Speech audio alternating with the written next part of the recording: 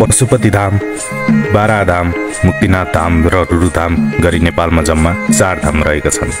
4 धाम मध्येको एक धाम रुरु धामको बारेमा आजको भिडियोमा विशेष चर्चा गर्नेछौँ। बुटवल बजारदेखि 70 किलोमिटर उत्तरतर्फको यात्रापछि रुरु धाम आउन सकिन्छ। गुल्मी, पाल्पा र स्याङ्जा जिल्लाको सङ्गम स्थलसँगै पवित्र कालीगण्डकी नदीले तिनै जिल्लाको सिमाना छुट्याएको छ। गण्डकीको तीरमा अवस्थित ऐतिहासिक तथा धार्मिक दृष्टिकोणले महत्त्व बोकेको रुरु क्षेत्रधाम रेडी हो। यहाँ मणिमुकुन्द सेनद्वारा प्रतिस्थापित धार्मिक एवं ऐतिहासिक महत्त्व बोकेको ऋषिकेश मन्दिर रहेको छ। कालीगण्डकीको स्नान गरी ऋषिकेश मन्दिरको दर्शन गरेमा पुण्य प्राप्त हुन्छ भन्ने धार्मिक मान्यता रहिआएको छ। रुरु क्षेत्र पौराणिक कालदेखि पवित्र तीर्थस्थलका रूपमा परिचित छ। रुरु क्षेत्र गुल्मी जिल्लाको मुख्य द्वार पनि हो। समुद्री सतहदेखि 1800 फिटको उचाइमा रहेको रुरु धामको महिमा पुराण तथा शास्त्रहरूमा पनि उल्लेख गरेको पाइन्छ र रुरु क्षेत्रलाई नेपालको बनारस पनि भन्ने गरिन्छ। धार्मिक मान्यता अनुसार यस स्थानमा देह त्याग गरेमा मुक्ति पाइन्छ भन्ने विश्वास रहिआएको छ। भगवान विष्णुको प्रतीक मानिने शालिग्राम पनि यहाँ पाउन सकिन्छ। पौराणिक कालमा देवदत्त ऋषिले तपस्या गरेको र देवदत्त ऋषिको तपस्याले गर्दा इन्द्र भगवानको आसन डगमगाएको थियो रे। देवदत्त ऋषिको तपस्या भङ्ग गर्न इन्द्र भगवानले अप्सरालाई रुरु धाममा पठाएको र ऋषिको ध्यान भग्न भई अप्सराको कोखबाट कन्या जन्म भएको भनिन्छ र उनै कन्यालाई रुरु नामक मृग आएर दूध खुवाएर हुर्काएको हुनाले यस स्थानको नाम पनि रुरु हुन गएको भन्ने पौराणिक कथाहरूमा उल्लेख गरिएको छ।